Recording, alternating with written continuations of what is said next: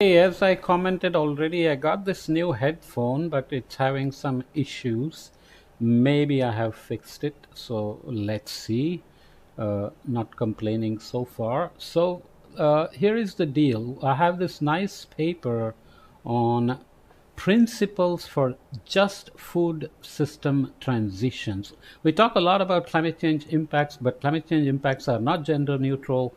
They are not, equal for the rich and the poor. The poor are obviously more vulnerable, and often they haven't contributed actually to the problem itself. So, envisioning a more equitable and sustainable future and an inclusive path to achieving it. Obviously, food system transitions are needed because the way things are going with climate change, we will need to consume less meat or rely on laboratory meat or find ways to produce meat without having so much environmental impact, so many environmental impacts. I've discussed the diets and environmental impacts, carbon footprints elsewhere that you can follow up. Executive summary here is that food production has grown dramatically in recent decades. Population growth, rich people consuming more, wasting more, and even poor countries are wasting a lot. So this is driven by technology, increased use of agricultural inputs, and the expansion of farmland. Yet, although on a global scale we produce enough calories for all, hunger and malnutrition remain pervasive and have worsened since the COVID-19 pandemic, which, I'm recording this in October of 2024.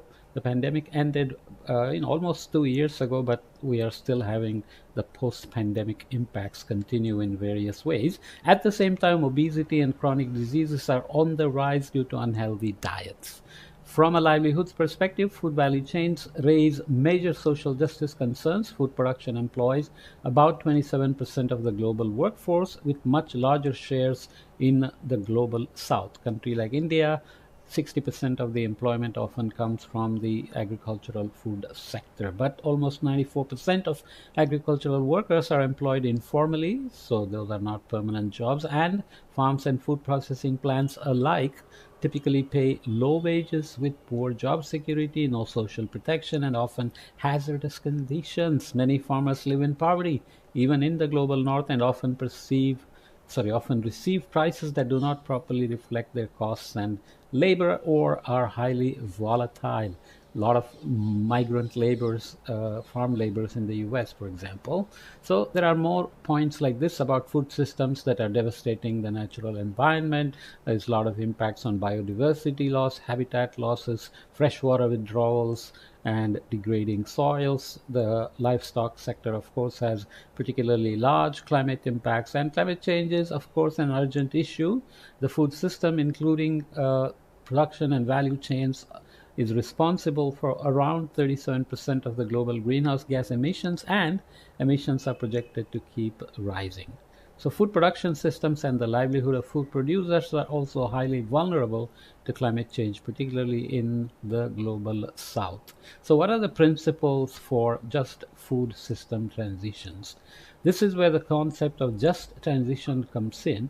Transitions comes in. This report lays out 10 guiding principles for achieving just food system transitions and explores their implications in terms of desired outcomes, planning and decision making processes, systemic changes that may be needed, and tensions that must be managed.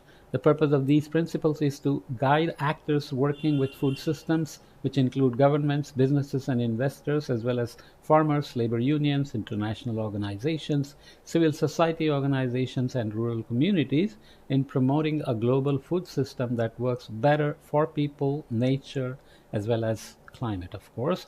They offer a framework that can help to define what kinds of change should be supported and how change processes themselves should be managed around the world. So, these are the 10 guiding principles for achieving just food system transitions. You have category 1, and then you have principle 1, principle 2, out to principle 10 here. So, category 1, movement towards a food system that is equitable and sustainable. Category 2 is just processes of change. And category 3 is using change to address systemic social and economical inequalities and vulnerabilities. And of course, they're all connected through these gears that we are looking at. Principle one then, a just transition must move deliberately towards global food system that works better for people, nature, and the climate, so toward a global food system, meeting everyone's nutrition needs, operating within planetary boundaries, which I'm not going to touch on here, but the report has a schematic, a graphic, infographic, providing good livelihoods, protecting the rights of people, protecting animal welfare, ensuring climate resilience, avoiding and reversing environmental degradation, avoiding and correcting power imbalances in food value chains and in rural areas. Principle 2, structural changes in food systems that must occur without delay, recognizing the urgency of the need for this change. And it's jumping to principle 10 here because the way I probably organized it. Yeah, so nonetheless, let's read the other principles and come back. Principle 3, planning and implementation of transitions must be socially inclusive, ensuring that there are ongoing opportunities for wide stakeholder involvement in and influence over the transition processes themselves and ongoing socio-economic development planning. So you have to synergize these things: economic development plans, food system transitions, and so on. Principle 4, food producers and their communities must be supported in bearing the costs of changing practices to align with a more ecologically sustainable food system and in managing the wider socio-economic impacts of transition. Principle 5, then, those who are unable to continue farming or working in food value chains should be supported to reskill and find new livelihood opportunities and have access to social safety nets.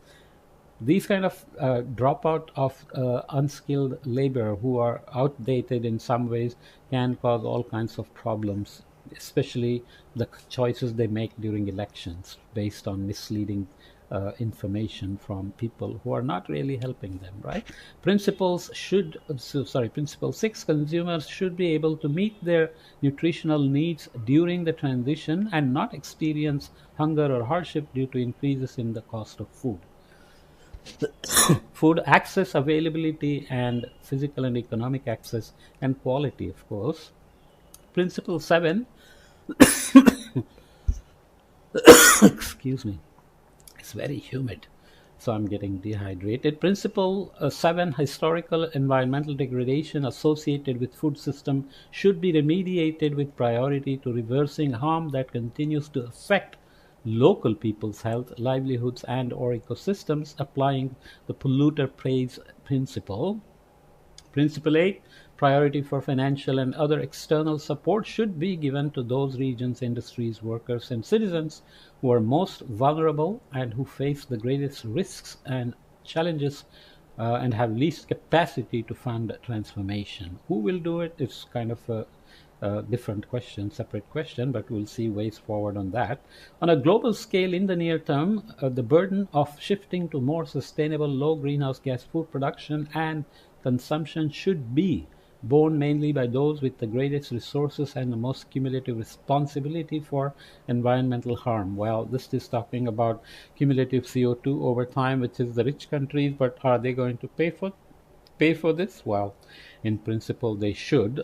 Finally, principle 10, efforts to transform global food systems should address the root causes of social and economic inequality, food insecurity, environmental injustice, public health risks, and vulnerability. Good holistic principles, but how do we make them happen?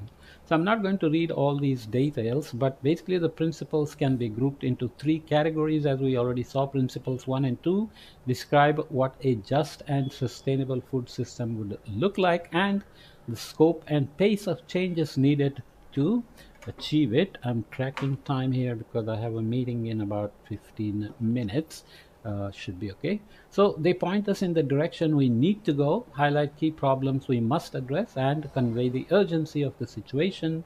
A just food system should, of course, meet nutritional need, provide good livelihoods, protect people's rights, and correct any inequalities, treat animals well, be resilient to climate change, stop and reverse environmental degradation. Principles 3 to 9 define a just process of change. Principle 10 highlights the need to use the food system transition to address systemic social and economic inequalities and vulnerabilities. That's a big demand, and of course, implementing these is anything but simple, anything but easy, because nobody is going to voluntarily step up and pay for their past sins, right? So principles are not a panacea in that sense. So especially for something as large and complex as food systems, they are meant as tools to guide conversations both at the global level and in specific contexts, and provide some relatively broad lanes of approach to a just food system. Basically, there will be different just transitions in different parts of the world. So if transitions is to be truly just, it will need to take a global perspective on justice, but tailor the strategies, actions, and priorities to the local context, especially because food systems are now globally connected. Even water poor regions are exporting grains to rich countries, for income, but they are getting hammered by climate change, extreme events, heat waves, droughts, floods, etc. So, ways forward, if we want to build support for large scale transformative change, we need a clear vision for the future. The principles laid out in this report aim to guide transition processes towards socially just and sustainable food systems. Food system stakeholders have a range of opportunities and the levers to promote just food system transitions, including policy processes, financing architecture, market incentives, global or local activism, and more. There is already significant awareness in many places around the world for some of the changes we need. Of course, greater transparency between producers and consumers, fairer treatment of farmers, secure land and natural resource tenure for local communities, checks on the enormous power of global agribusiness corporations, and so on. Many governments are also already trying to align incentives for food producers with sustainability priorities by removing or reducing subsidies on fossil fuels, synthetic fertilizers, etc., and instead providing incentives to adopt practices that work with natural ecosystem. So at the same time, some actions to ensure just transitions are needed outside the food system itself, including efforts to reduce poverty and ensure equitable growth policies, provide targeted safety nets for the poor, and facilitate voluntary migrations as a livelihood adaptation strategy, support economic planning and diversification, provide public health infrastructure, education policy, financial sector reforms, and to strengthen and enforce ecosystem and conservation principles. Honestly, this is a very broad set of ways forward. Each step is complicated and they all have feedbacks between them. Profit motives of the food corporations is one thing, but controlling water at local scales, sustaining the commons, protecting the farmers, especially female farmers, land tenure for females tend to be a problem in many places, and climate change is riding on top with chronic changes like warming or precipitation shifts and acute stressors like droughts and heat waves sometimes happening together, extreme events coming after droughts, and extreme rainfall coming after droughts, and so on and so forth. So this is a figure that basically shows the characteristics of a just food system. Nutrition and food security are critical for people as well as climate resilience, and greenhouse gas emissions affect climate, so we must keep in mind the mitigation and adaptation and how they affect food transitions and equity and justice in food transitions. Livelihoods again for people. So the food system should do all these things and also maintain ecological integrity for climate and nature in a holistic way. And of course, for people, you need the rights, protect them, and make sure safety nets are not being used to segregate some groups and so on. Power and inequality for people have to be dealt with in terms of improving food sovereignty for communities, giving them greater ownership over food production and land use, and so on. And of course, animal welfare.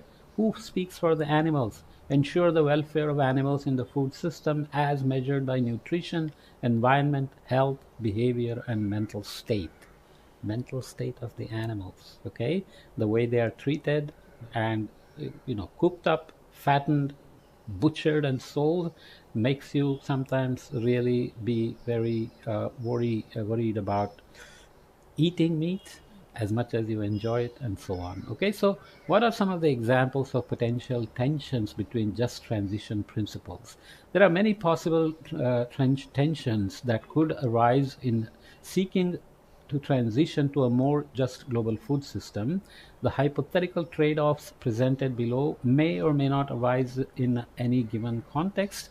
They are noted here to highlight the need for careful consideration in how the transition is planned.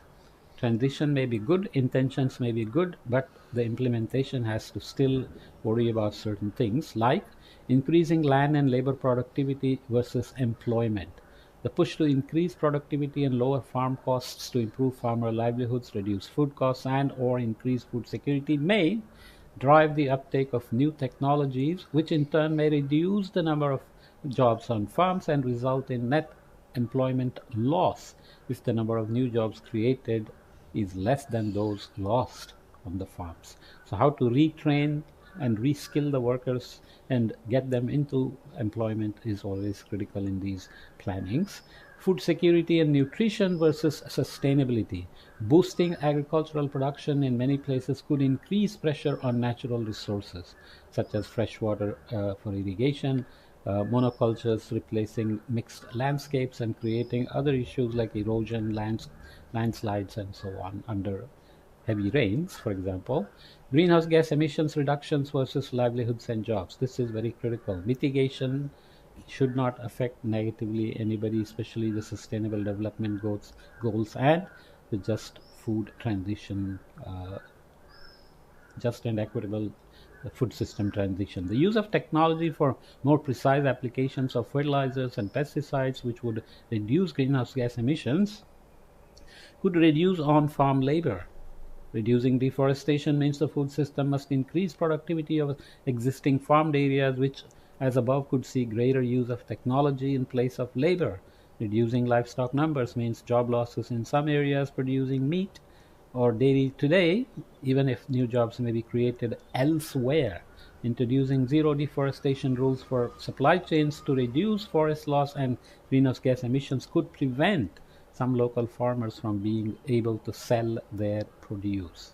There are many more examples given here, but you get the sense of how you can induce unintended consequences with very good intentions on one hand, but harming some poor farmers or laborers on the other hand. So, who benefits from mitigation versus who gets harmed has to be tracked. Similarly, any food system transition uh, may benefit one group but may harm another group. So you have to always be holistic and have some kind of a full 360-degree view of the problem, the transition, and the solutions and their implementation. Okay, so I'm being supremely brief as usual, but I captured most of the most salient points according to my judgment. But if you want, you can follow up. It's a nice report available online. Please follow up, and nice set of references as well. Okay, see you in the next topic.